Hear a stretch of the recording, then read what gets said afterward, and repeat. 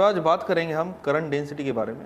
Density क्या है और करंट डेंसिटी आगे चल के कितना इम्पोर्टेंट रहने वाला है उसके बारे में हम जब PYQ डिस्कस करेंगे उस टाइम पे मैं अच्छे तरीके से आपको समझाऊंगा। तो आज हम बात करेंगे करंट डेंसिटी के बारे में। करंट डेंसिटी है क्या, ठीक है, और करंट डेंसिटी का इम्पोर्टेंस क्या है वो भी हम चर्चा करेंगे। सो टाइम को वेस्ट नहीं करते और सीधा मूव हो जाते हैं। हमने जाना कि पहले लेक्चर में, अगर आपने वो लेक्चर नहीं देखा है तो जाके एक बार चेकआउट कर लेना, चेकआउट लिस्ट कर लेना, ठीक है, आपको वहाँ पे पूरा डिटेल्स में मिल जाएगा, ठीक है। तो मैं क्या करता हूँ, एक कंडक्टर लेता हूँ, I will take the conductor. So this is a conductor, right. ये कंडक्टर लिया और कंडक्टर को मैंने कनेक्ट कर दिया सेल के साथ। तो आपको पता है सेल चुपचाप तो बैठेगा नहीं, definitely it will form the flow. So this direction में आपको मालूम है कि करंट जा रहा है। So this is the direction of the conventional current, ठीक है। बट अगर ये वायर के अगर मैं एक एक्सिस लेता हूँ ना, दिस इज द एक्सिस, तो इसमें से आपको पता है कि चार्जेस जा रहे हैं, ठीक है। These are the positive charges are moving like this. Actually ऐसा जाते नहीं तो दिखते किसको है, ठीक है। तो हम खाली इमेजिनेशन कर रहे हैं, चार्जेस ऐसा जा रहे हैं, तो इसी डायरेक्शन में हम देख रहे हैं कि करंट जा रहा है, ठीक है, गुड। बट इसके अपोजिट डायरेक्शन में जो छोटे वाले चार्जेस अपने इलेक्ट्रॉन वो भी तो जा रहे हैं, राइट। यानी उस particular area of cross section पे अगर मैं यहाँ पे फोकस रखूँ, ठीक है, तो इस particular area of cross section में मैं वहाँ पे चार्जेस का चहल पहल देख रहा हूँ, ठीक है। यानी इस particular area of cross section में मैं उस चार्जेस का यानी करंट का चहल पहल देख रहा हूँ। यानी द करंट, तो what do you mean by the current density, no current density है क्या, ठीक है। It is a amount of current जो कि फ्लो हो रहा है I, which is passing through the area of the cross section, ठीक है। यानी current by I will take the area, ठीक है। So that is the basic formula. So what will be the SI unit of it, it's a very simple. तो SI unit क्या होगा, that is ampere और area metre square, यानी ampere metre square इसका SI unit है, right. अब SI unit क्यों important होता है कि जब आप प्रॉब्लम रीड करते हो तो SI यूनिट आपको आइडिया देता है।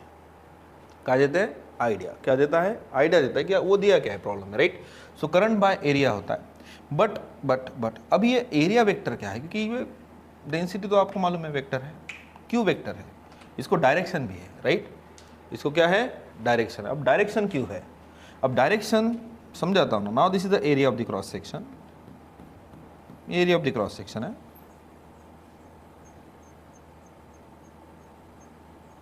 और करंट ऐसा जा रहा है। So this is the direction of the current. याद रखना, जिस डायरेक्शन में करंट है उसी डायरेक्शन में हम किसको दिखाते हैं, डेंसिटी। यानी current density is vector quantity. जिस डायरेक्शन में करंट उसी डायरेक्शन में हम किसकी डायरेक्शन दिखाते हैं, करंट डेंसिटी के। बट करंट डेंसिटी क्यों वेक्टर है और एरिया वेक्टर क्यों, चलो मान लेते मैं आपको समझाता हूँ। Now this is a water is flowing like this, water ऐसा फ्लो हो रहा है। This is not a direction of electric field, this is a water, right. अगर मैं हाथ ऐसा रख दूँ तो मेरे हाथ के साथ इसका कोई इम्पैक्ट नहीं हो रहा है मैक्सिमम। बट अगर मैं हाथ ऐसा कर रहा हूँ तो maximum lines of force which are crossing too much on this area, are understanding. So that's why we have to take the vector, हमें लिखना पड़ता है वेक्टर को। अब कैसे समझाऊँ, ठीक है। So this is the area of the cross section जो इस डायरेक्शन को डिफाइन कर रहा है, ठीक है। तो as a area, the direction of the area is changing, the linkage is also get changing. It is like quite familiar with the electric flux, you know. ये familiar है, electric flux के वैसा ही है, but electric flux जैसा नहीं, ठीक है। So are you understanding?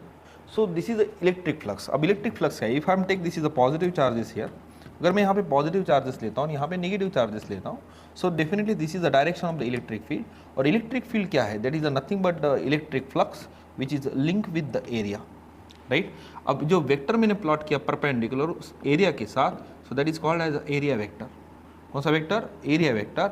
यानी वो एरिया वेक्टर, याद रखिए ऐसा है एरिया वेक्टर, ठीक है, उस इलेक्ट्रिक फील्ड के साथ समथिंग क्या बना रहा है, एंगल। सो दैट्स वाई यहाँ पे अगर मैं इधर लेके जाऊँ तो फ्लक्स इज इक्वल टू, हम लिखाते हैं it is E vector dot A vector, right. So we have to take the dot product here, which product, dot product. Similar ही इधर वैसा ही कंसेप्ट है। अगर करंट फ्लो हो रहा है चलो डायरेक्शन यहाँ पे, चलो मैं यहाँ पे लेता हूँ, ठीक है। So this is a area of the cross section, और now this is a current is a passing, ठीक है। Now this is the direction of the current, और जिस डायरेक्शन में करंट है उसी डायरेक्शन में हम क्या दिखाते हैं, current density. But area vector तो थोड़ा अलाइनमेंट अलग है ऊपर के डायरेक्शन में, right. So this is a area vector. अब मेरे को बोलो दोनों के बीच में क्या फॉर्म हुआ, एंगल, अंडरस्टैंडिंग। तो करंट की वैल्यू मैं इजीली निकाल सकता हूँ, ये इधर मल्टीप्लिकेशन में डाल दो, एरिया वेक्टर को हमने लिया, तो I इज इक्वल टू, मैं ऐसे लिख सकता हूँ, that is a J vector dot, अगर एरिया चलो मान लेते हैं DA, ठीक है। So I will take the DA vector. सो इसका क्या आएगा, that is a J into DA into which theta, cos theta. So current की वैल्यू हम निकाल सकते हैं, ठीक है, हम निकाल सकते हैं अगर ये टर्म मेरे को पता हो। क्लियर।